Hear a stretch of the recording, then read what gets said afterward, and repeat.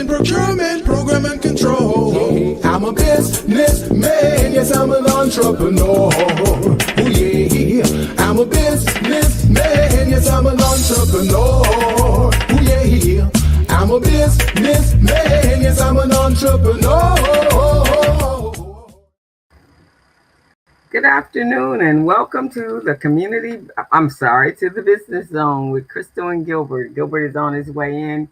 He had a little delay, but we're ready to kick it off. We're going to kick it off as usual with a little what's going on in our world. So this has been a relaxing week for me, thank God, because I was exhausted after all of my youth entrepreneurial programs and so forth. So just took out some time for myself.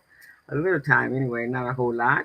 And now we're going to get back. We're going to start back up with our series that we started last week, which we are pretty excited about. So hey, Pat, how are you? Welcome, welcome. Happy Friday to you as well. We're starting a series to talk about the global Black economy. And Gilbert and I kind of went over last week what that would look like if we all came together and with the entire African diaspora to work together and to connect and unite and be able to build successful businesses and futures for our young people, for our children, for our families, for ourselves. And so today we're going to try to get into the nuts and bolts about that. This is probably going to be an ongoing series for a while based upon what is going on in our world, everyone's world here in America. I think we've been pretty limited with our offerings, mainly because we've stayed safe right here in our backyard. So I think it's time to move out of our backyard and venture out into the world, because it's a very big world out there, and we haven't even tapped into not even a tenth of it. And so that's what we're going to be talking about when Gilbert gets on. Our topic today is the Caribbean, the gateway to global Black economy, and why the Caribbean is the world's next great trade hub. And since it's so close to us, really makes sense, right? We truly want to move out and get to the entire diaspora on African continent, but we're first going to take some phases to get there. And it might not be so scary or frightening to everyone if we go to places that we actually have visited on our own for vacations and so forth. But there are economies in those countries, and so that's what we're going to talk about. So again, I am Crystal Mitchell, and co-host, business coach, business strategist, financial strategist for the small business community. I work with micro startups, with growth businesses, helping them to be able to establish solid foundations for their business. In my space, it's really about the financial foundations, making sure everyone has all their I's dotted, all their T's crossed, all their structures in place. So when an opportunity does present itself, they don't find themselves having to turn something down, mainly because they don't have what is necessary at the time. And the way the world works and the way business works is really not. If an opportunity presents itself to you, they don't have time enough for you to actually try to get it together. So you want to be together already. So being prepared and prepping for preparation for preparedness. And so whatever that opportunity presents, you're ready. You have everything that you need. Your business is solid, and you can move forward. So that's kind of what we're looking for. Pat, how was your week? You had a great week this week and past weekend, since we haven't seen you since Friday. I hope so. So have you had given any idea, and anyone that's going to be watching, any thoughts to what it would take in order to do business outside the United States? In some cases, Some of us have not even done business outside of the state that we live in. And so, again, missed opportunities that are out there. We're not, as I tell my young people when I'm teaching them how to start a business, does not have to necessarily be right there in your neighborhood. When you're identifying who your customers are, you're just looking at who's more likely to buy from you, not necessarily who's more likely to buy from you that's next door to you. It's really about who actually, who's, um, what problems you're solving and where those customers are. And your job is to create effective marketing plans that will help you get to those people. So and with the internet and the way we're all globally connected, there should be no hindrances for you to be able to sell your business, your products and services outside of the country. Uh, Pat is all in for the global. And to bring this into perspective, so if anyone has purchased from Timu or Sheen or um, stuff pop up in your feed all the time from different countries, from Italy, you're already spending your money. You're already a consumer outside of your country. You just have not attracted those customers from outside of the country to buy from you. But if the same way you can access Timu on your app, then the same thing could be them accessing something that you're selling and they can access it in their country. So it's an open door, it's a two-way street. So I think we just need to we will have to broaden our horizons so that we see that there are other opportunities. And so that's what we want to talk about today. And so if you remember, and here's Gilbert, he's popped in. And look at Gilbert. Did you just come in from Hawaii? Is that what you went? Is that why it took you so long? I'm dressing the part. On your way to the Caribbean. Be talking about our Caribbean neighbors. So I'm dressing the part. All righty then. I like the entrance. Last week I came to work. I was in my working vest and everything. Okay, so now you're coming in costume. Is that what it is? Oh man, how you doing, co-host? I am well, and how about yourself? Oh man, I'm doing good, man. I was taking care of some transactions, Okay. Did you have a good week?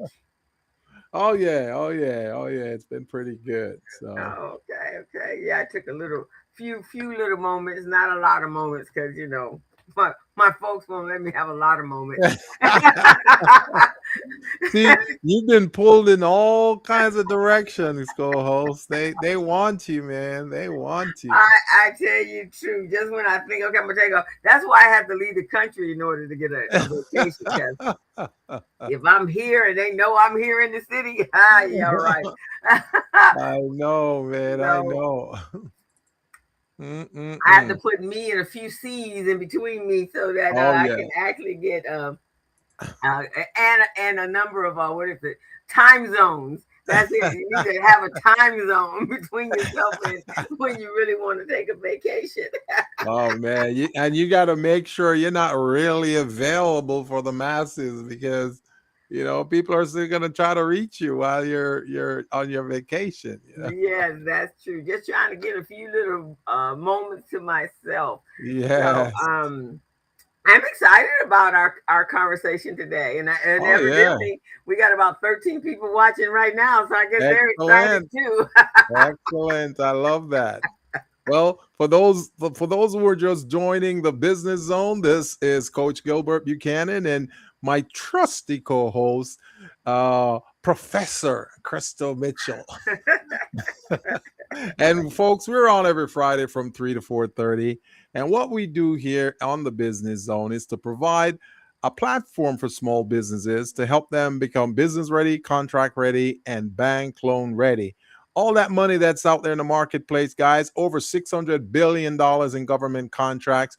Most small businesses never see any of that. So we're trying to prepare you guys so that you can access some of those billions of dollars in government contracts. So you stay tuned to this program. You watch this show. You sign up for my mentorship program, which comes on every Tuesday, 5:30 in the evening. I send you guys the link so you can check it out. My co-host, she also has her program. She covers the bookkeeping, accounting, financial statements part of it, because in anything you do, your financials got to be in order. So you got to make sure you got no other than the best to take care of it. And who is that? That's no other than Coach Crystal. So Hey, you gotta know where your money is, man. gotta know where your money is, guys. And make sure nobody's getting your money that you don't want to have your money. That's right. And on this show, we have a saying that he who knows how to count his own money gets to keep it. So Coach Crystal is going to teach you guys how to count your own money, so Uncle Sam and the others don't take your money. Yeah, exactly. We gotta learn how to play the game like the rich people. They didn't figure out how not to pay taxes. We're paying all the taxes. So you want to get into sometimes it's not about beating them, it's about joining them, right? That's right. Let me just get to where you are, and then I can call my own shots. That's right. That's right. And co-hosts, usually certain little tips and clues I will keep quiet and share it with our group, when we're running our classes. But today I'm going to share a little information so the masses out there who are watching, since we got a nice little audience out there watching today, I want to share some tips with you guys so you can start practicing on some of this and benefit financially from it. So, Crystal, what I heard, what did you hear? Through the grapevine, and what was that? Is that the wealthy, not the rich, the wealthy, part of the reason they don't pay taxes is because they spend half of the year on the ocean, in the water. So they have a yacht, they have a big old boat, so they spend 6 months in the water. And if you're spending 6 months or less at your residence where you live, you don't have to pay property tax for that property you got. So that's part of how the wealthy stay wealthier. You see what I mean? I see. And then they move out. They move out of places like California. Every to year, Florida, they Texas. jump on that yacht and they go out in the ocean. They may sail to different, Caribbean nations or different regions, but they stay out there for 6 months, man. Them and the family or them and their business partners, they have a good time. So we need to learn that too, so we can start applying that. Uncle Sam don't tell us those things. We got to find that out. Exactly. But this is a tip that we're giving today. Right. But you do know that, so they operate different. They definitely operate differently, but money gives you that freedom. That's really what it comes down to. If you don't have any money, then you kind of trapped where you are. But if you got some money and you got it stored everywhere you needed to be stored to, now you have freedom of choice. That's what you're looking for, is a freedom of choice. Yes. You make the decision what is going to happen into your life, not somebody else, providing you're doing things on a moral, legitimate level. That's right. That's part of it. So I'm excited, guys, because Gilbert and I are always thinking outside of the box, and so this particular series that we're going to do is right up our alley. And if you guys had, when was that? We did the show, was it for Marcus Garvey's birthday? We did a show on Marcus Garvey back in June, right? Yeah. Yeah. And we were just talking about how he was able to galvanize 6 million people during, post-slavery. And how he had expanded. You know, he had his publishing company and a number of other things. He stayed on a ship for 6 months or more. Hey, you never know. Maybe he did that. Maybe that's how I got started, Gilbert. And so, you know, if any of you know Gilbert, and you know that Marcus Garvey is someone that I think Marcus Garvey is my Warren Buffett is to Yeah, me. yeah. Is what Marcus Garvey is to you. He is our Warren Buffett. As a matter of fact, he's a national hero in Jamaica, and he has made so many lives improved over the years between 1887 and 1925. Man, this gentleman, he is just phenomenal. I understand that he yells from the tribe that I'm from, the Maroons. All So righty. so I feel a certain kindred spirit. So that's kind of what we're doing, a Garvey 2.0, Yeah, Marcus Garvey 2.0 series, just so that we can open mindsets and really start to think about what can we do. And so, Gilbert, since our conversation last week, I had an opportunity to go to this event, and I shared it with you, called the Los Angeles African Professional Group. yeah, And so these are individuals that have immigrated to the United States from Africa, yeah, and they've established a network amongst their peers, yes, and so that they can network and do business together.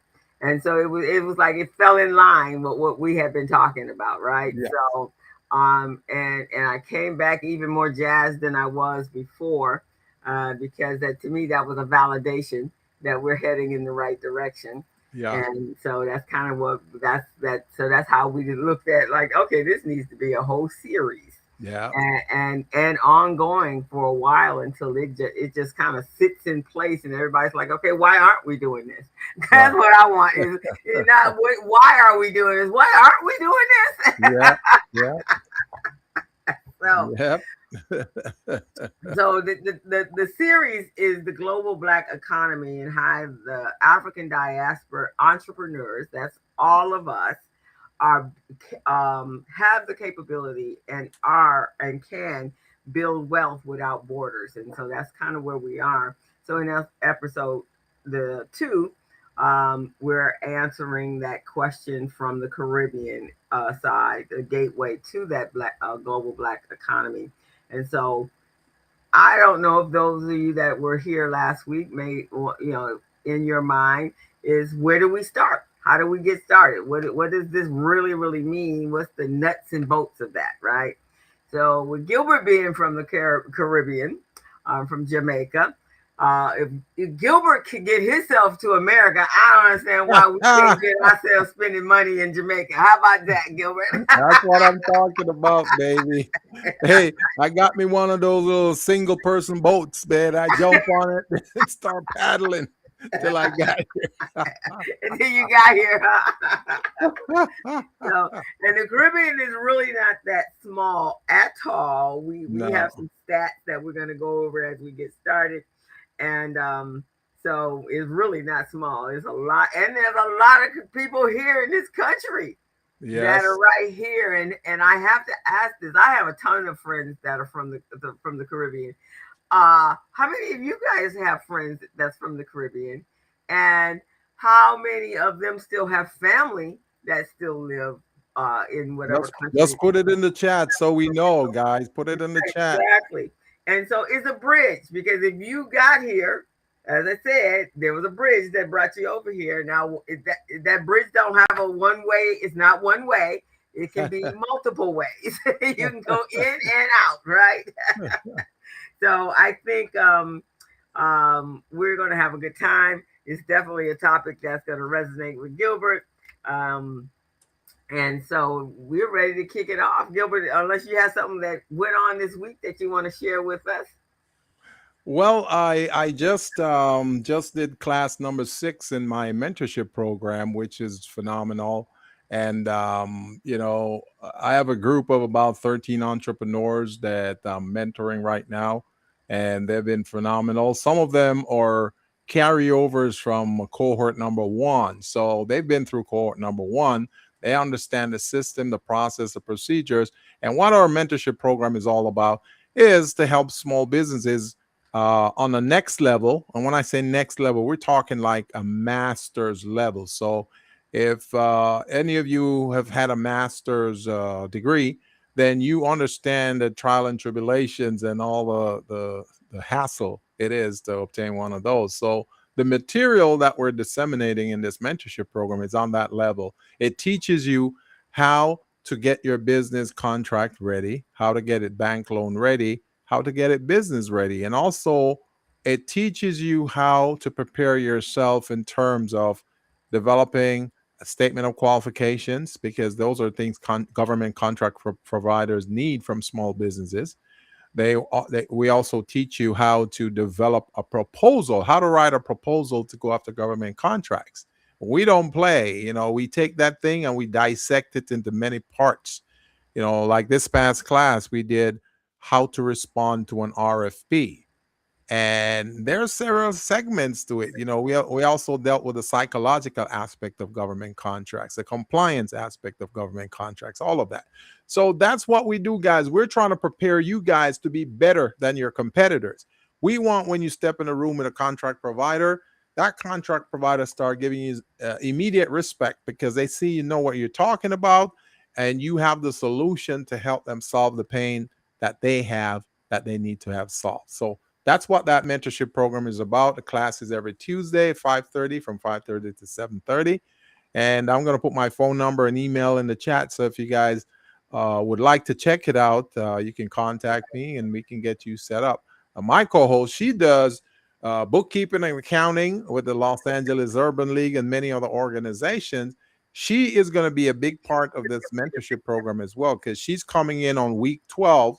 She's going to be showing the proteges in my program how to understand and read their balance sheet, how to understand and read their profit and loss statement, how to develop a statement of cash flow, and what the financial statements mean, what they're all about, why they're important to your success in government contracting. So, guys, we're setting you up to win. We're not just doing these little bogus workshops so you can attend something and say, oh, I attend a workshop. No, you got to come out. You got to have some takeaways. You got to have some value, so you can show the difference between you and your competitors. So that's what we do, guys. And Gilbert, as we're going through as we are going through the topic we're talking about. So once you learn how to and your contract ready, I think you're ready for any type of business, right? Oh, Because for sure. it's all about For sure. growth. That's definitely about growth and scaling. So you can take those same skills and apply them to what we're talking about right now. Yes, definitely. Definitely. Yeah, so these are business skills. We're learning to work on the business versus just being the laborer in the business. Yeah. And that's why having that knowledge is going to be so key while we're talking about doing business with African diaspora and also with the Caribbean. We talk about Caribbean and people hear about Caribbean. They probably go, it's probably just another region with some little countries, some little underprivileged, third world, underdeveloped countries. But surprise, guys. Those little third world countries you're thinking about, they're highly developed, highly educated. I'm from that, and I'm telling you, my education level is up there. So there's a 26 Caribbean countries and territories that exist, guys. 26. So when you think of Caribbean countries, and they're categorized in the Greater and the Lesser Antilles. So the Greater Antilles means the countries are bigger in size and bigger in terms of economics and the resources that they provide. And the Lesser Antilles are the smaller ones, but they still provide some resource. See, in Jamaica, we have a phrase that we say, you're little, but you're talawa. So little, but you're talawa means you're little, but you're big, you're strong, you provide value. So That's what that is. So when we see a little short person, we never mess with them because they've got some strength or value in something that we need. So that's some of the kind of Oh, things we're that's talking interesting. about. You never know what they about to do, huh? You never know what they're gonna do. So yeah, man, we respect small countries, we respect small regions and territories, and we respect small people too. Okay, all right. And a couple weeks ago, I think you showed a video. We showed that video where it was saying that Jamaica had the water line. What was it? The Oh yes, cable yes. lines up underneath the water way Oh before yes, anybody else. yes. Um, and America has kind of sold us a bill of goods that the only country in the entire world that's civilized is America. Yeah, yeah. but then when you go there on vacation, you're going like, wait, this the what? Amazing, amazing. So that's why it's really really important to get outside of America and do some traveling, because your eyes will open up and you realize that these are not islands that are uncivilized with natives running around half naked. Yeah. And These see, are the thing is, we wanna open people's eyes up so they can see Caribbean nations and other countries as prospects. You know, these are prospects. See, when I go anywhere in any foreign countries, I look at the opportunities, resources they have, and see how I can do business. You know, and I'm just gonna spill the tea here a little bit, just so you guys know. I'm working on a singular trade mission, just me and a buddy of mine. We're going to be traveling to Costa Rica, and we're going to go there looking to establish opportunities where they can do business with us here in the US. And also, we can prepare their small businesses and how to obtain government contracts and how to do contracting. So that's our plan, man. And that's the kind of thing I'm trying to put out there, co host, to let folks know that, hey, you can do business with any country in the world. Just find out what they have to offer, what you have to offer, and do it in exchange. You know, you remember how we got started, right? Post slavery. We started out with what they call it a swap shop. Swap yeah, shop. right, right, So right, here right, in the US they call it swap meet, but we call right. it a swap shop. So we go there and we swap whatever goods or resources we have to the other person so we can get some of theirs, and we exchange that, and it brings value to us, and that's how we did business in the beginning. But then we start moving up and people start marketing in all kinds of different ways. But the swap shop was the original trading post, the original trading post. You know, some people bring like 3 goats and, a bag of rice and some corns, some bananas. Exactly. And if we go back biblically, they were doing it back there. So I Exactly. mean, Exactly. and we were habited on that continent. And so it's not like we all of a sudden got to this country brand Yes. new. We were not babies. We No. actually came with expertise. We came Yes. with skills. We came with knowledge, and it was just a circumstance. It had nothing to do with us, the people, Right. right? It had to do with the people coming in and flexing their arm muscle in order to make us work for them as slaves. So that ain't how we got started. We got That's started right. with it and That's differently. right. And I would like to say, slavery in America was definitely different than slavery in Jamaica or any of the Caribbean islands. Yeah. I mean, here it was such a system where I Yeah. think it was a little different in the islands, and I believe you guys got your freedom way before we got our freedom. And Yes. Yes, so we for those did. of us born here in the United States, Yeah. but again, so because they did have your freedom early, that meant that those countries had time enough to build. But that Hmm. also meant that that same metropolis, or as they say, Babylon, they also put contingencies on those islands that in order to keep them, keep everybody as the underdog and maintaining their roles, the four country or the four entities that were involved in slavery and acquiring all of the wealth. So we're going to get out of that mindset, and we're going to move on to what the goals are. So Gilbert, you want to kick us off, and then we all ready to go? Oh yeah. Fired up and ready to go. So, as we know, many people would immediately say Africa if we're talking about the diaspora, the originator of opportunities, the birthplace of things, people, our people, and the culture. A lot of this also, I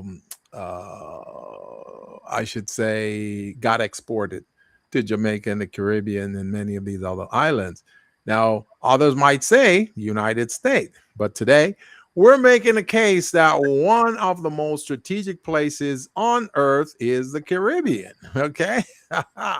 And we're going to give you a little definition of the Caribbean immigrants itself. So, roughly 2.1 to 2.3 million foreign born individuals, heavily concentrated in New York and Florida.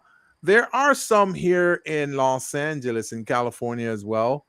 They led the top of the origins of many of these Caribbean folks.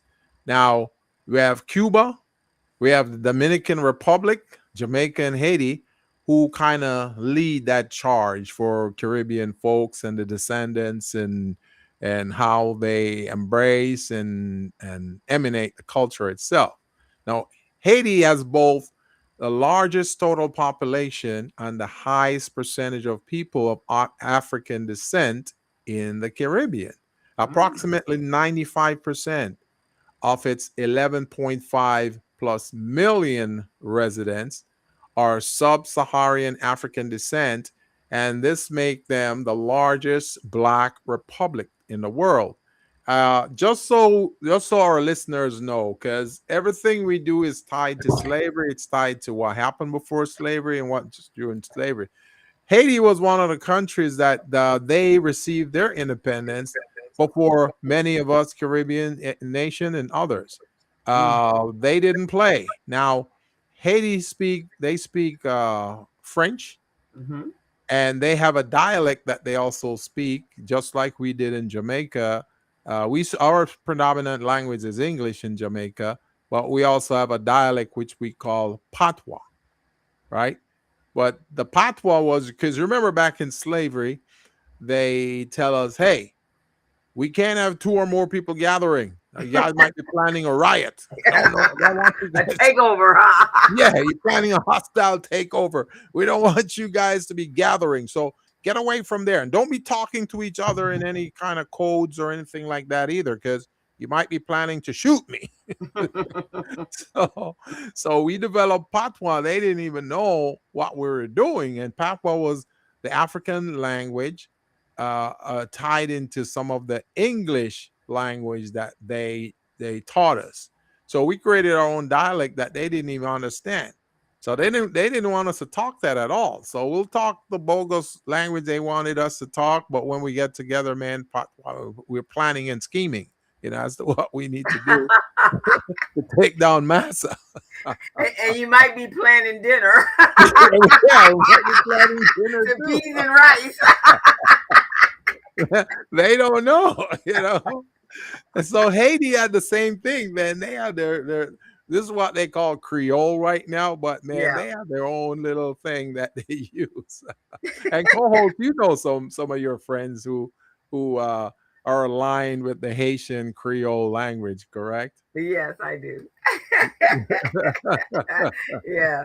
But and so they did, but they did have an uprising. Oh yeah, they did have an uprising because they said, listen, man, these little people come from this strange land, coming to tell us what to do, make us work, don't pay us at all. They're getting rich, and we can't do anything about it, man. Get out of here.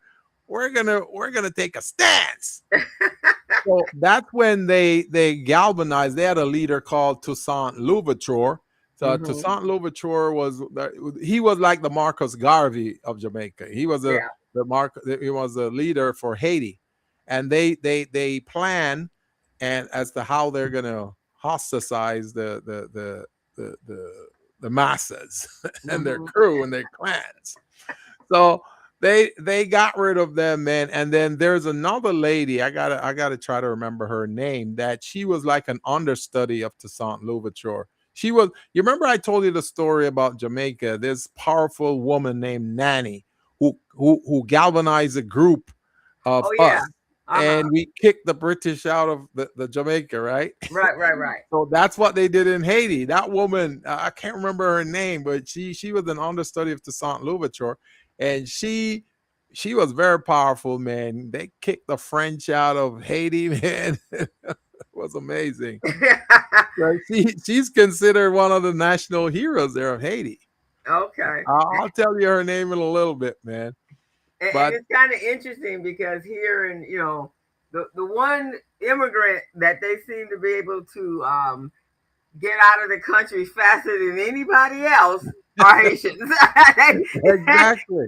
They put a toe on the sand, and the whole militia comes out, and the next minute they're gone. See, the reason they're afraid of the Haitians, man, they remember what the Haitians did to the French. They brutalized them. Yeah, you're not gonna be my master. Come on, you got me working and not paying me any money. For they didn't even work 40 hours a week, man. They worked like 80 hours or 100 hours a Right. week, Sun no up pay. to sundown. Yeah, no pay, no benefits. It's like, come on, man, we can't have this. So when they booted the French out of Haiti, then the others, the other Europeans are going, oh well, we can't have this. So now when it comes to the U.S., they say, we can't have them on our shores. Let's send them back. Let's get them out of here. But they still can't stop them, man, because they find ways to get into the U.S. Exactly, exactly. So yeah. So Haiti is I've actually been to one of the islands on Haiti, but Yeah. again, those countries are very very poor because of the fact that they Because they restrict economic resources from them. yes. See, those countries, Jamaica, Haiti, Cuba, all of those, we've got natural resources that are valuable. But what they do is they try to put their feet on our throats, so we are not able to produce or manufacture those resources and make money from it. Like, for example, in Jamaica, we've got what they call bauxite. Bauxite is that red dirt that you find in many of the country areas. Red, really red dirt. That red dirt is very similar to the red dirt in Mississippi. Mm. And they when they process that red dirt, they get what they call alumina out of it. Alumina is is the um, is the pre-product to aluminum, because when you process the alumina the right way, then it turns into aluminum. And aluminum is what you use to make pots, pans, cars, all of those things, fence, some of the Hmm. roof that they had, the tin roof and all of that stuff back in the day. And even today, those things are made from aluminum. So that was real great natural resources we had. But guess what? What the US did, they said, okay, you guys have these resources, but you don't have the machinery and the production crew and team to produce this. So here's what we're going to do. We will take the alumina from you. We'll buy it at little or nothing, and then we'll process it and sell it back to you for a lot of money. Mm. So that's what they do. And they did the same thing with most of the Caribbean countries like Haiti, Barbados, and a few others. So Trinidad, all of those Caribbean countries. I see Trinidad was the most prosperous of all of the Caribbean nations because they have oil. Ah, They have I didn't oil. know that. Oh Okay. yeah, they have Oh, oil. okay. Okay. Yes, they have oil. So they were very valuable. So everybody was jockeying for them, trying to capture them and monopolize them and be that person in charge. So just like Jamaica and Haiti, the Trinidadian blacks and natives said, we're not having that. So they defended themselves too. Okay, Oh okay. yeah, it's amazing, man. It's amazing. And just like most countries of that nature, and I think really around the world, Yeah. and for us here in America, you know, finding employment sometimes is challenging. Oh yeah. So self-employment is how we operate on a norm, right? And From so from the beginning, man. right. So most of the 70% of the workforce in the Caribbean nations are self-employed, Yeah. and they work just like we do in Yeah. micro enterprises and driven by necessity or Yeah. lack of former jobs. So that's Hmm. exactly the same way we operate. So we're already on the same playing field. Yeah. And the thing about it is, like Jamaica, for example, they have a population of 2.7 million, right? Hmm. And Jamaica is one of the smallest Caribbean countries. Cuba is the largest. Cuba is like 3.5 times the size of Jamaica, you know. Right. So most of the people there in Jamaica, up to 90% of them are black. they're Yeah. they're black Afro-Caribbean, or they're from the diaspora. So, but they're not the leaders. They're not the one running things. The ones running things are people who are of European descent, Chinese descent, that type of thing. Yeah. When I first went to Jamaica, I was like, wow. I think I was in my early 30s. And so it was my first time. And I'm like, okay, I'm going to going to Jamaica. There's all black people there, right? And this is like going to be wonderful because all black people doing all black people things with making money and stuff. And I'm going to a store like, you're not black. I was like in shock. Yep, that's exactly what it is, man. That's exactly what it is. And you'll see a Chinese Jamaican out there right now, and you're expecting them to speak Chinese. They're speaking Patois, man. Hey man, wagwan, what I do? What I try to do, man? Talk to me. Exactly. And so it's just like, whoa, wait, what's happening here? And so I was in shock for the whole time I was there. What? It's Only place amazing. you saw black people were riding on the buses. And I'm like, well, I don't understand where I am. Where am I? It took me a moment. But like us, in the primary type of businesses that the self-employed individuals, the entrepreneurs, they're in retail, they're in Yeah, services, yeah, they're in creative arts and tourism and agribusiness culture. So the farming and the emerging, and now all of them have gotten into the digital economy. yeah. So now that is what opens up that door for Yeah. opportunity because Hmm. of the digital economy. Yeah. So this is when we can really stop to say, okay, wait a minute, how can we not do business with people that are already moving? But the thing that I Exactly. do know, just like when I was in Cairo, and when I was in Cape Town, so Yeah. there are certain things that we take for granted here in America. We would never think about that the lights would go off. In fact, we're not even happy when the lights go, when See, there's a power that's a shortage, good right? point. That's a good point right Right. there, We're co-host. like, okay, what do you mean the power is off, right? And the power will be off for a long time, anywhere from 6 to 8 hours. Yeah, so and so in that area, also in Cape Town when I was there, after a certain time, if you're not in a hotel and they have a generator, again, it's off like 4 or 5 o'clock in the afternoon, and it doesn't come back on to the morning. Remember when we were doing my girlfriend's brothers that from The Cape Town, and podcast, yes. they had the power went out, and so they were doing the podcast in dark. Yeah. That's crazy. That is crazy. Yeah, so those are opportunities because here we're now all moving to solar, right? And so Yeah. the sun is what is generating your electricity. So those Yeah. are opportunities right there in Jamaica and all those islands that their grid is not up to date or as current as our grid. So the Caribbean is more than beautiful beaches, and I'm sure all of us have been there on on vacations. We've Yeah. taken cruises there. I think I've been to on I think I've been on 4 cruises. So the only place I have not been to is Antigua.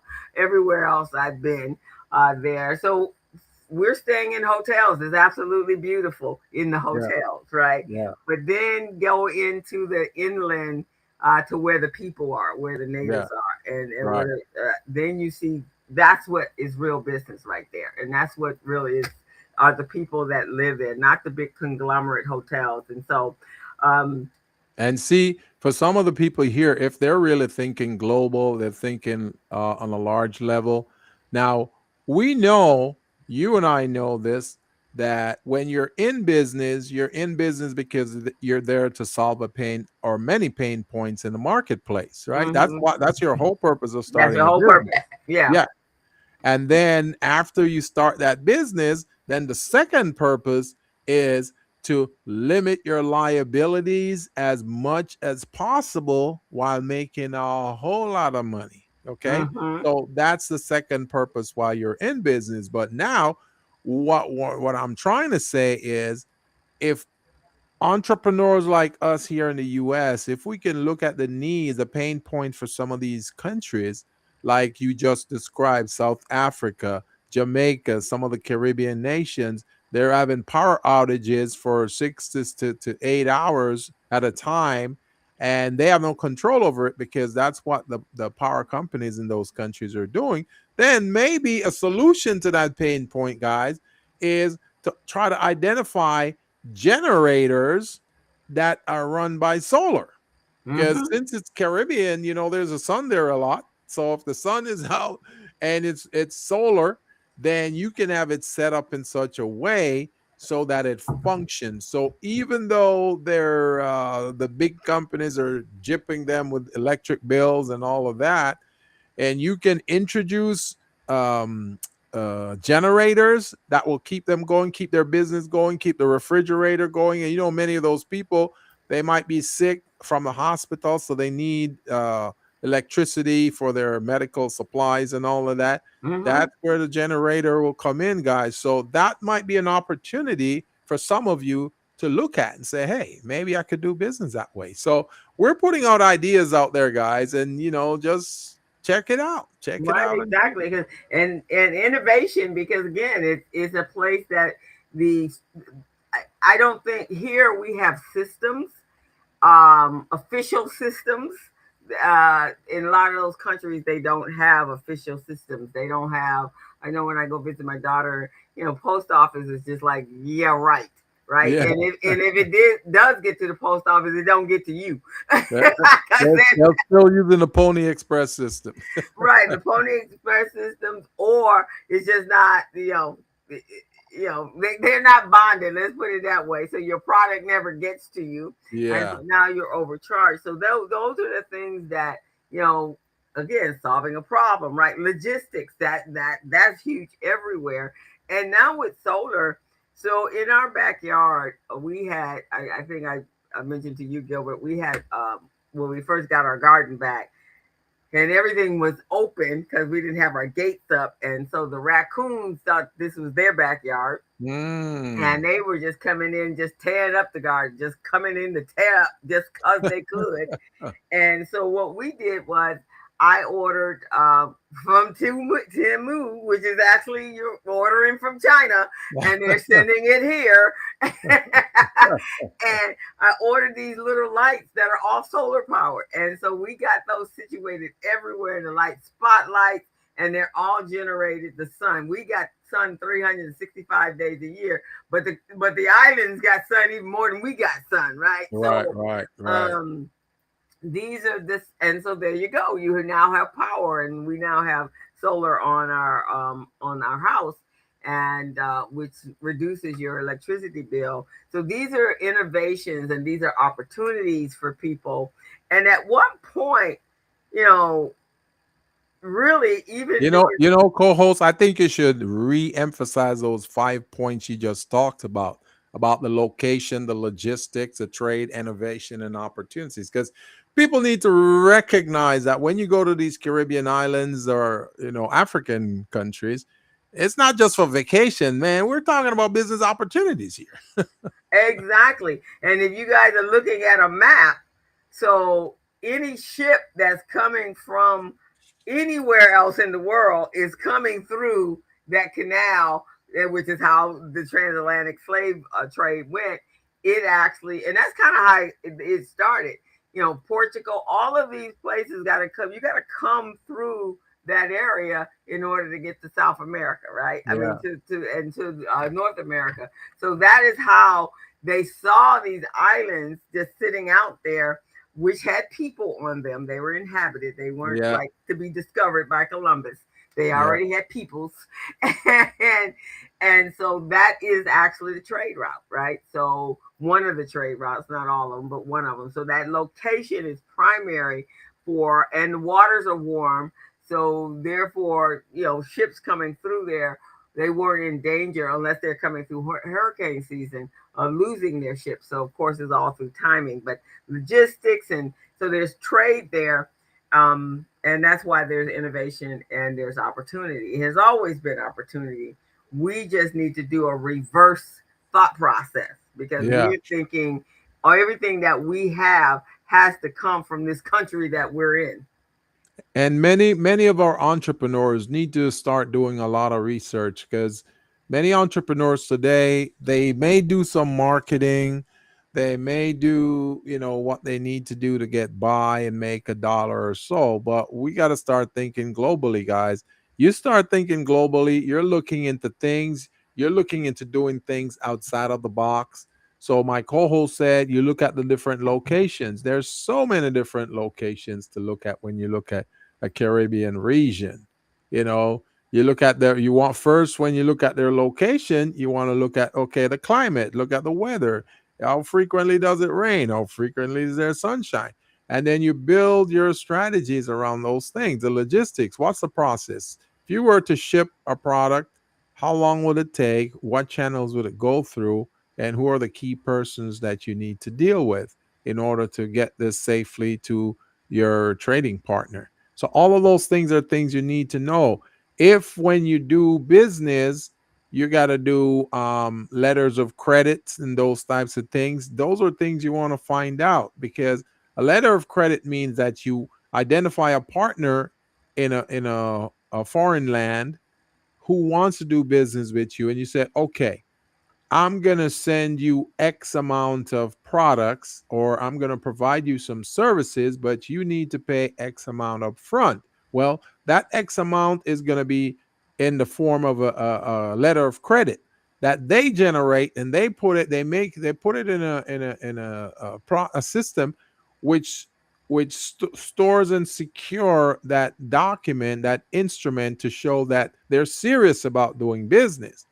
And that's, it's kind of like getting uh what do you call that, not a money order, but uh Kind a of like a cashier, a certified, yeah, cashier's check, a yeah, cashier. like a cashier's check, Yeah, right? Exactly. something to that effect, right? So Yeah. it shows they're serious about doing business. So they will make the order from you. You produce or manufacture the product, you send it to them, or you obtain the product or service, you send it to them, and then everybody's happy. You get your money, they get their product within a timely manner. So these are things, guys, you need to check out. I did a course with the SBA. It's called International Business, Mm-hmm. and that's how, those are some of the items that we discovered and we talked about. Mm-hmm. So the letter of credit is just one of those. There are so many other instruments that can help you with in trading with foreign countries. And if we need to do a class on this, co-host, maybe we'll have to, but yeah, yeah. This is how you guys want to look at it. You look at the location, you look at the logistics, the process, how Mm-hmm. it gets there, the trade, what type of trades are there, how can you make this trade easy and simple? Are there tariffs? And if there's tariffs in some of these countries, then you may want to avoid some of those countries, but find the ones with no tariffs and try to do business with those. Innovation, you're creating stuff. I mean, America is the biggest innovators in the world. They create most of the stuff that's out there in the world market. And most of those creators are African Americans, because a lot of the inventions came into being, like I said, post-slavery. Post-slavery. After 1887, we start having a lot more inventions. And you can think of anything out there Hmm. created by a black person.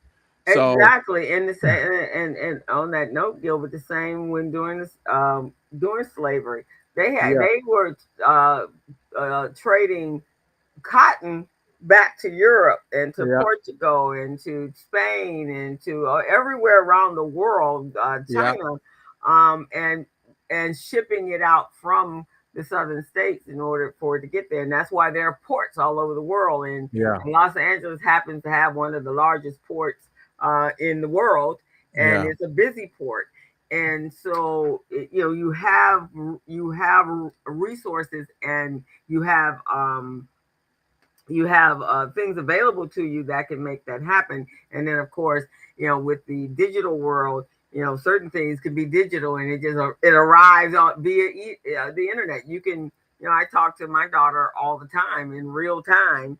Um, they're 12 hours ahead of us, but we do all our communication on Facebook, on Messenger, or and when my friends are in South Africa, we do it on WhatsApp. So it's not like you can't even talk to the people anymore. Yeah. And it used to be you had to use that little, what was that little little thing that typed and not it's like Oh, a, the telegram.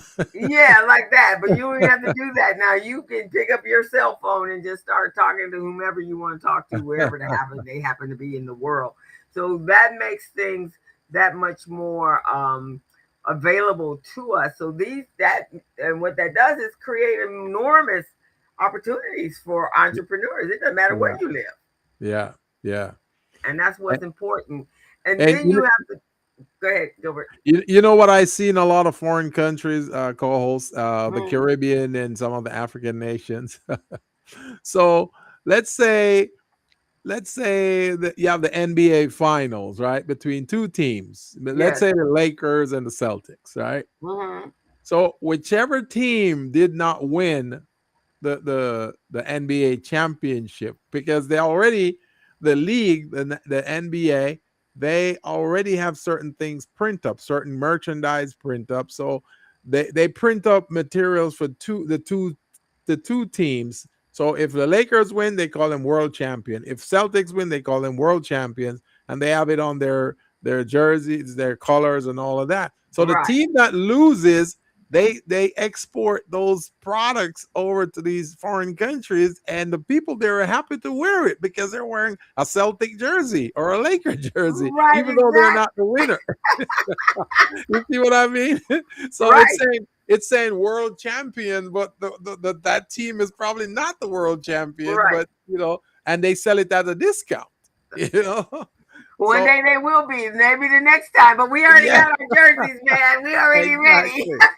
And they do the same thing with the Super Bowl. The same thing with the World Cup. They send these products to foreign countries, and so I bring this up just to say that we can also print certain things. There are some of us listening right now who may print designs on shirts and bags and all of those things. You can do that and sell it to some of these Caribbean countries as well.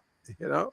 Exactly. And you can sell print on demand, so you don't even have to do all the printing, right? Yeah. And you can sell through Etsy or Pinterest or Shopify. So you don't even have to have the physical products anymore. Yes. Right? Yes. They go through the warehouse. The warehouse has the distribution contracts to ship all over the world. You just need to have um what you need, right? I've ordered jewelry from Europe, right, off of Yeah. Etsy. Yeah. So it doesn't really matter, and that's the beauty of it. Now we don't have to stay here in the zip codes in the United States. We can actually branch out and sell wherever we want to, because there are avenues that are already been created for that are out there, and you just utilize them. You just got to learn what it. You just have to learn the how to navigate through the system and what works best for what you're trying to sell. So you And have, that could easily be one way of avoiding those tariffs too, because you're doing it through Etsy, right? yeah, So they have it online, so they can access it in their country, so they don't have to deal with any tariffs and all of that. You see what I mean? yep, So it's amazing. It's an it's amazing amazing. way for a small business, a small entrepreneur here in the U.S. to do business in some of the Caribbean nations and some of the African nations. Exactly. And so this is where entrepreneurs, this is where you should be able to excel, right? Because you always are looking at the definition of us is we always see everything as an Yeah, opportunity. There's yeah, no problems or challenges. It's an opportunity for us to say, okay, so how do I fill that gap, right? What do yeah, I need to do to fill that gap? So for our entrepreneurs out there, and I know some of us are a little myopic, and so for those of us that that think outside of the box, so just yeah, imagine manufacturing in Africa, packaging in Jamaica, yeah. marketing in Atlanta, distributing through Miami Mm-hmm. with customers all around the world, Right. right? So and that's no longer fantasy. That's actually a reality. People are Yeah. actually doing that. So, and that is what we call the modern supply chain thinking. So it's not like it used to be. It's so different now. But Yeah. we're still operating as business owners of the 50s, not business owners in 2026. And so that's what we have to look at. How do we do business in 2026 Yeah. and the future? See, a big part of being in business is to become rich from the product and services you provide. So by finding new territories that you can do business with, it will help you to get closer to that goal of being rich. So there are, like I said, there are 26 Caribbean nations and territories that you can market to. So those are 26 different market segments that you can target. you know if you decide to go on vacation to one of them, you go and you study the market, you talk to entrepreneurs over there. If you can get access to the government, you talk to them too, see what type of programs they have and how there can be mutual benefit between their entrepreneurs and you.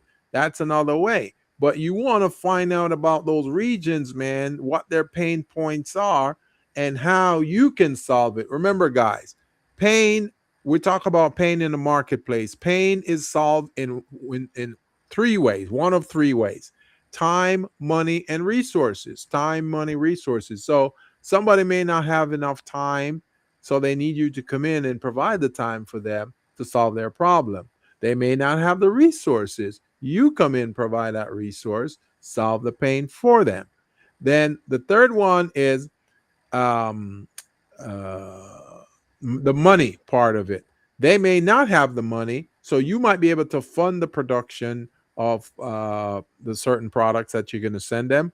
Or if it's services, then you don't need to fund service. I mean, you don't need to manufacture services. You just provide the services using, whether it's your line of credit to do what you need to do, and then you send it to these folks via the letter of credit that I talk about, and you guys are good. So there are 26 Caribbean countries, guys, 26 marketplaces that a lot of you do business online on Facebook Marketplace. That's one market source. So Right. think of 26 of those guys Right. And in a foreign Instagram country. and TikTok, these things are coming from all over the world. Yeah. We're buying from all over the world as it is. So Gilbert, you want to talk about the different types of business opportunities or Oh, industries that are available in any of one of these countries in the Caribbean and as well as Africa, but right now it's our focus. Okay. So let's break it down a little bit. Let's look at Jamaica, for example.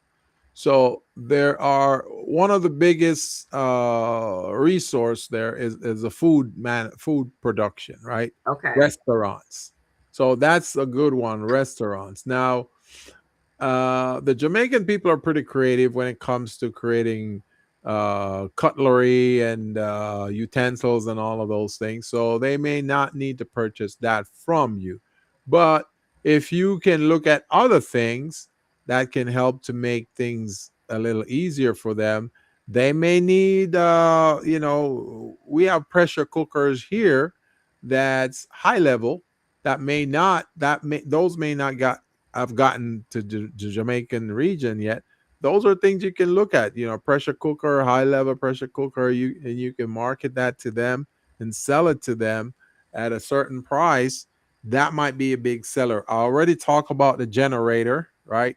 The electric power generator. That's a big seller. That Mm. will be sold in any Caribbean nation and even in South Africa, even in Egypt, right? Yeah. Yeah. You Yeah, just no even in problem. Egypt. Yeah. So that's a big seller. So you definitely want to do your research and see what items. So those are them. We know rent a car is a big thing down there. So you might be able to provide them, when they rent a car, there are certain things they're going to need, for the renters, certain packages, contracts, those. If you can provide that, if you're professional services and you can provide that type of service to them, hey, at a discount, I'm telling you, and you organize the whole thing. That's where the logistics part come in. You organize the whole thing, so all they have to do is log in online to your website, and then they can access all of that stuff. That's a big sell for you guys. So that's another thing right there. And I Um, remember gas was astronomical.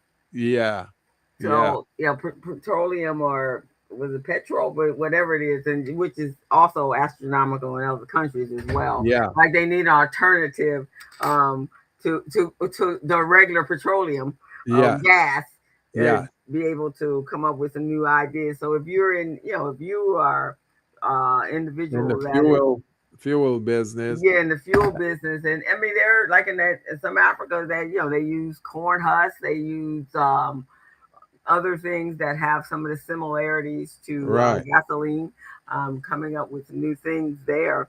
And I would say in today's world, technology is everywhere. I Yeah. mean, so And two more areas that I want to talk about real quickly, co-host. One of them is tourism. Tourism is big. It's one of our biggest revenue generator in the country. Okay. mm, So with tourism, if you can identify a certain solution that to problems that the tourism industry is experiencing, you want to touch base with the Department of Tourism and have a conversation with them, see what challenges they're having, and many of you can come up with solutions that could solve that. Maybe it's a process, maybe it's a system, maybe they don't have a system to deal with certain things, like Dunn's River Falls in Ocho Rios. When people go there, they get in line, and maybe that line moves too slowly. When you go to restaurants and they have those little reservation booths, you go there and you just type in, "Hey, I'm here and I got the party of 3, hmm and here's my phone number," right? And you put it in, and then they'll tell you what your wait time is and all of that. You could do something for that too, in terms of tourism, when people are getting in line and trying to get admitted to see certain attractions or whatever. If you have hmm that type of tool, digital tool, online tool, you can sell it to them too. That would be a big money maker to the tourism industry there, and you guys could make a lot of money. And then the other one that I wanted to talk about was God, that just it skipped my mind, co-host, skipped my mind. But I know tourism was one, and I can't. yeah, I, to I, come back. yeah, I But should I have mean, written. again, there's so many other opportunities, things that we don't think of, things that we take for granted here, that they don't have in those other countries. And Mhm. when they come here, they're like, oh, wow, certain cases, if you live out in the rural area, running water is like, gold, right? So things of that nature, and or step tanks and things like that. And that happens a lot in the island areas because of, just again, it's not. We have systems and departments that manage all of our roads and manage our utilities and manage our, all of that sort of stuff. But that's not the same in See, other that's a countries. good point you brought up there, Coles. That's a good point about systems and managing. So there are folks here who do project management, right? They Yes. manage projects, whether it's construction, highway, transportation, whatever it is. They do project management. That's another skill and resource that you can do business with them on, because Jamaica is currently redeveloping the nation, and they're building transportation systems, they're building freeways, highways, interconnected highways, and it's just amazing. They have the Chinese down there right now was funding many of these projects. But if you access the Jamaican government, the Department of Trade or Department of Commerce, and try this. Oh, I remember the second item code. I remember it now. Okay. Okay, and as I mentioned, the Department of Trade and Commerce, it came back to me. Okay. So if you can access those department and have a conversation with them about how you can team up with them, because the Chinese is providing them a certain rate, the Americans, the U.S., they're providing them like rate that will destroy them and run them out of business. So if you can come in with a reasonable price, then that can happen. Here is another business that would be a big thriving business in Jamaica: the drone industry, the drone business, Oh guys. yeah. Drones. Okay. And I'm going to tell you why they need drones. So Jamaica is surrounded by water, it's an island, right? So Mm-hmm. they're going to need security to look at the borders and see who is illegally coming in, because they have little boats that come in and they Mm. smuggle drugs and all kinds of stuff too, like anywhere else. So if you have drones flying around with cameras on that, monitoring the water lines and all of that, or security buildings, you got drones flying around. This is just some of the things, guys, that you guys can make some money on in some of these Caribbean islands. Not just Jamaica, but others. I'm speaking Others about as Jamaica well. because I know that more than Mm-hmm. anything else. But those things are things, guys, that you can make a killing on.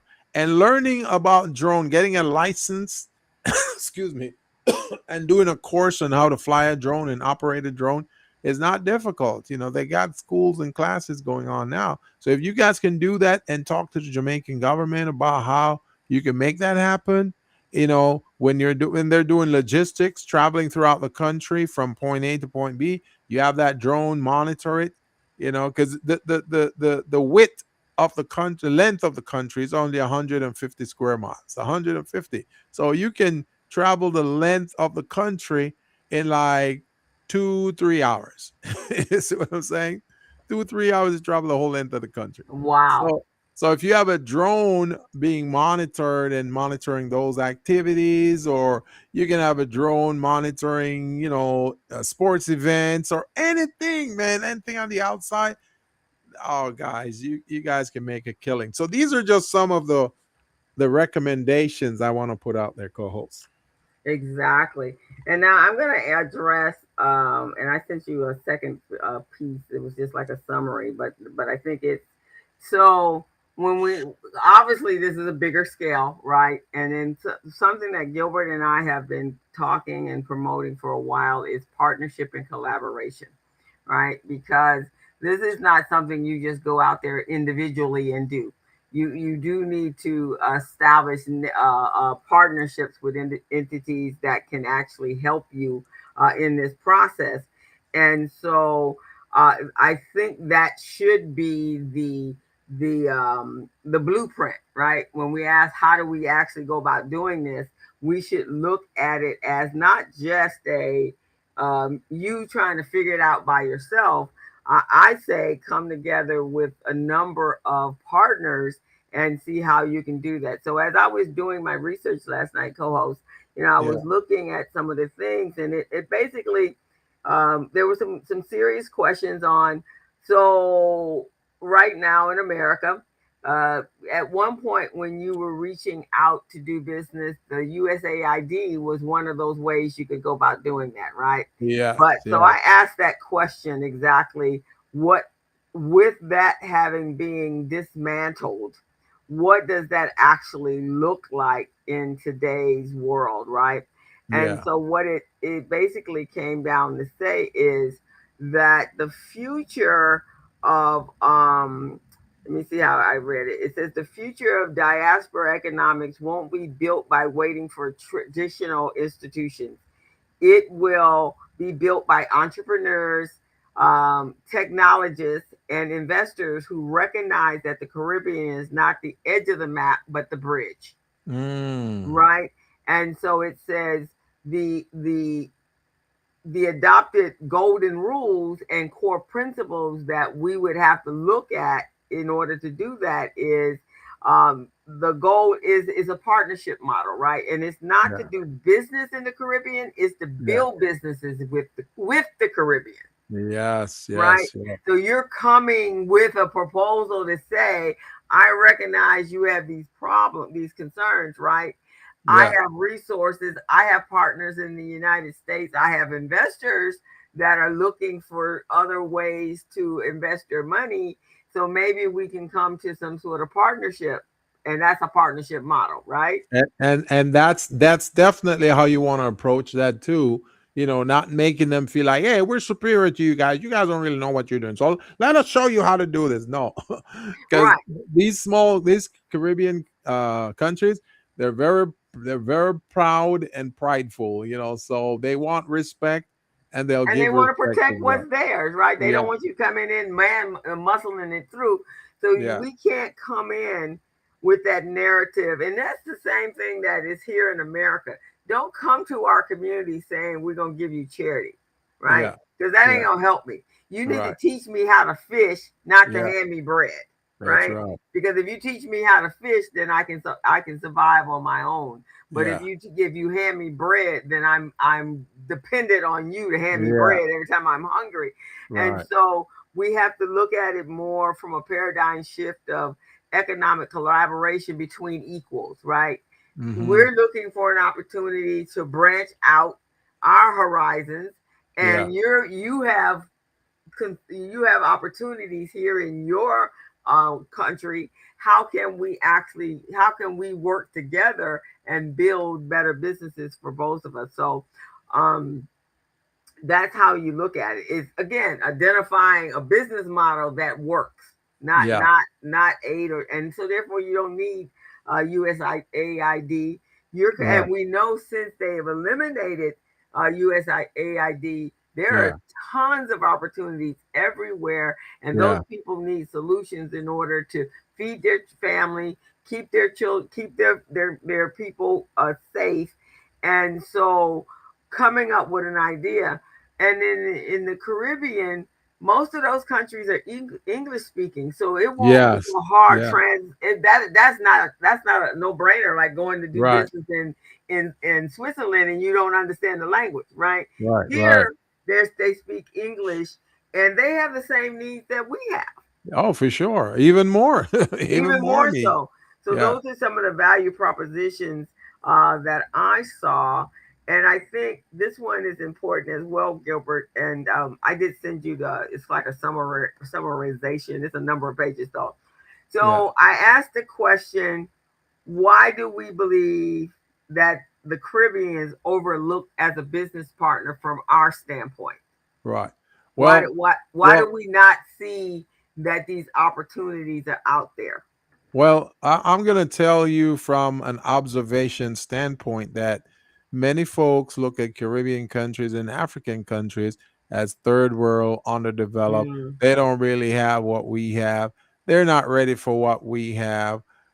They may not want to speak to us on the same level that we are speaking to them in terms of transactions. So, therefore, it's going to be too much work. So, we're not going to do that, or we may not make enough money. But based on what I said earlier, if you're looking at the Caribbean alone, there are 26 countries and territories that you can do business with. I mean, many of these nations population is anywhere from 1.7 million to about 10 million, because Trinidad, I think their population, I believe, is about 5 million or somewhere around there. Mm-hmm. So Jamaica is 3 million now. So, and that's just three of the countries I just talked about. There's still 23 others. So, if we want to do business, so let's say we're currently doing business right now in state. So let's say Okay. you're doing business in Los Angeles, Pasadena, maybe San Bernardino County. That's Right. just, you see, but that's just 4 areas, 4 regions. But if you're doing it with Caribbean countries, and there are 26 of them, just think about that impact. And if we're comparing the population density, then the only city that has a large population, from what I talked about doing business here, that would be Los Angeles. Los Angeles has about 4 million people. You Right. know, but Pasadena probably has about 90,000 or so. Close to 100,000, probably about 100,000. Inglewood, I think Inglewood had about 1 point something million. But Mm-hmm. many of these countries, they have 3 million and more. So, who has a bigger marketplace with more customers for you? So those are things, guys, that, as small businesses, you want to just stop looking at, hey, I want to do business in my region with the cities, Anaheim, or, all these cities, Mm-hmm. so you want to look outside of that, guys, if you want to make more money, because some of you are trying to do business in Los Angeles, and it's difficult because the usual suspects are the ones getting the contracts all the time. They're not sharing it with any of you guys. So now you got to start looking outside and see, how can I do business elsewhere? You can even do business out of state, Arizona. You got Nevada. You got all these different states that you can do business in, as well as the Caribbean, guys. So we're trying to get you guys to look at bigger picture so you can get richer faster, take care of your family, take care of your communities. That's what we're trying to do here on a Business Zone, guys. And do business differently. I mean, just Yeah, expanding the whole process. yeah, Um, so next week, what we're going to do, because I'm sure there are questions you're asking on how to do that, how you actually how does commerce work in other countries, because they actually have some interesting compliances when it comes to banks and stuff. But yeah, remember, we're doing business differently here, right? yeah, We're using third party apps in order to receive money. Used to be it was yeah, you mail a check, right? yeah. And it had to be processed through a bank. But we're Right. not doing business like that anymore, No. right? The pay portals that are out there are worldwide. They're just Yeah. not right here. So your money comes directly into your bank account, right? So it's not Right. like you have to go to other countries and go through the governmental red tape in order to process large checks or any of that sort of stuff. There are other ways to do it. So I think so. We're going to talk about that next week. We're going to also talk about how can we build meaningful relationships with entrepreneurs, because just like here, Gilbert talks about this all the time.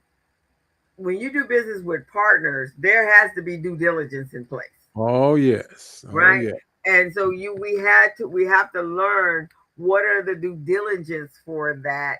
And for one thing, I don't know about you guys, but if somebody and Gilbert, you and I had this conversation the other day. If someone calls me on the phone to sell me something out the blue sky, I didn't ask you to call me. I don't know where the heck you are. I'm not doing business with you, right? That's Because I right. got to build up a relationship, right? So Yeah. you got to, in a partnership, you got to think about what you're going to do. Sometimes you have to buy before you actually do business with somebody to see what the whole transaction looks like, Yeah. right? So, Yeah. so these are some things that would require, and I think Gilbert, these are courses that we actually could teach Yeah. um, Yeah. on how do you go about doing that. The one thing I do know, just like we do these shows, we got to do our research, right? Oh We yeah. just don't pull stuff out the air. We got to do our research to see how it works. So that means learning how to um, acquire the information and the knowledge of a country that you want to do business in. What are their needs? Don't you come in telling them what they need. You Yeah. want to find out what their needs are. Just like as a client, Yeah. I may be selling widgets, but Right. I need to find out if you have a need for my widget, Right. right? Exactly. And so Exactly. that's what we're going to talk about next week. What are some of these? And these are just some of the high level questions that I had and also discovered is, Yeah. proximities and things like that, positioning. What do you need to do? Because this is not like y'all leave this show today and then go, okay, next week I'm doing business in the Caribbean. It's not like that. Yeah, You man. got I do believe your points are very valid and very clear and on point, man. So, folks, for you, those of you that are listening right now, please take note to this. This show will be on this show that we're doing right now. It is on LinkedIn, and I mean uh, LinkedIn, YouTube, and Facebook, right. and it will be on Facebook after this show, so you guys can access it. Click on the link, copy the link, and just review it again and see some of the key things we talked about. I do believe the drone approach is a very good one, co-host, and I believe they can make money on that. Oh, I think so. I think that, and even from a tourism standpoint. Yeah, Right. So if you yeah, have, want to attract tourists to your country, or somebody, then having an opportunity to have drones that can take all the beautiful landscaping of where you yeah, are, the yeah, grounds of your facility, or yeah, or you going in because you have you know how to use and you're certified for yeah, having a drone, and then you going in and offering those services to them. So that's kind of what we're going to talk about tomorrow. yeah, What does definitely. that all look? I mean, next week. Yeah, What are the steps, right? And what are how do you get paid? What are the right, financing channels? right. And then most importantly, there and I'll share this with you, Gilbert. There are some uh, private certifications that you can get and some Mm, trade networks that you can operate in within those countries, yeah, and then you get certified, and now you don't have to go through the United States process. You can right. actually you're certified to do that yourself. So got to be able to prepare ourselves for what this looks like Hmm. in the future, because truly what moving forward to 2030 looks like is not doing just business here in one place. Right, right. It's not we have to really, and this is a great time to get ourselves prepared, because to be on the honest side, after this administration leaves, there's going to be a whole lot of building up that America is going to have to do. And I Yeah, think with that, that means there's going to be some limited opportunities here. So now is a perfect time to start to get yeah, ready to pivot out in order yeah. to. It's just like the people during the pandemic. They had to pivot their businesses, and man, they're making more money now than they were when they had whatever that business that didn't work anymore was. Yeah. But people had to learn to do some things differently. So let's think of this as our pandemic, and we got to learn Yeah. to do business differently. Oh So yeah. Oh um, yeah. we hope this has opened up your mind and Hmm. realize that this is a time that we need to really be thinking outside of the box, and that we can build partnerships, we can build and the way you build a partnership is one entrepreneur, one business, one investor, and one collaboration at a time, which is Yeah. what we do, a lot of us are already at that space. We're not trying to do all of this by ourselves, right? Very good. Very We're good. I trying to like do that. it. So, guys, together we can build, we can own, we can Hmm. thrive. Then that looks great, phenomenal for any of the from a black economic standpoint. Um, we can create a future that could be worth trillions, since that's the new buzzword, trillions. Yeah. Yeah. And we can be a force, guys. We don't have to be locked in. We're not landlocked by no means. Yes. So, especially those of us in California, we're not landlocked. We just have to change our mindset, and we have to learn to trust each other. And we have to learn that our power, our purpose is our prosperity. And we have to let other things that have been in our heads for our whole entire life on why we should not trust each other. We need to eliminate that mindset and start to actually look at how do we come together and thrive together. So that's pretty much the show for today, and we're gonna come back next week. I guess Gilbert gonna have another island shirt on. Yeah, I've been manufacturing them. He's better back in his island shirt. Last week we had his he was getting ready to go to the highways and the byways. So Pat says sextillionaire. Yeah, we're gonna man, a Sextillionaire. gazillionaire, a zillionaire, man, because they come up with new. We didn't skip by millions and gone to. We didn't skip by billions and went on to trillions. So if Oh yeah. everybody else talking about trillions, I think we should be talking about trillions too, Gilbert. Yeah. And we ain't gonna let everybody else It's have the gonna fun. be easy money, man, to do business in the Caribbean. Easy money. The need is there. Um, the pain points are there. All we got to do is to present our solutions to the right people, Yes. and get it started. Right, and you get to go lay on a beach.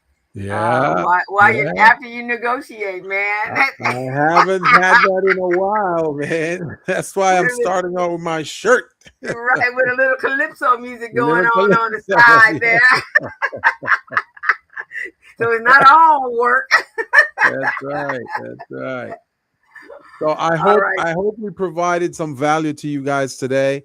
Open your eyes and your mind a little bit to start looking at alternative ways of doing business with different nations, different regions, different entrepreneurs.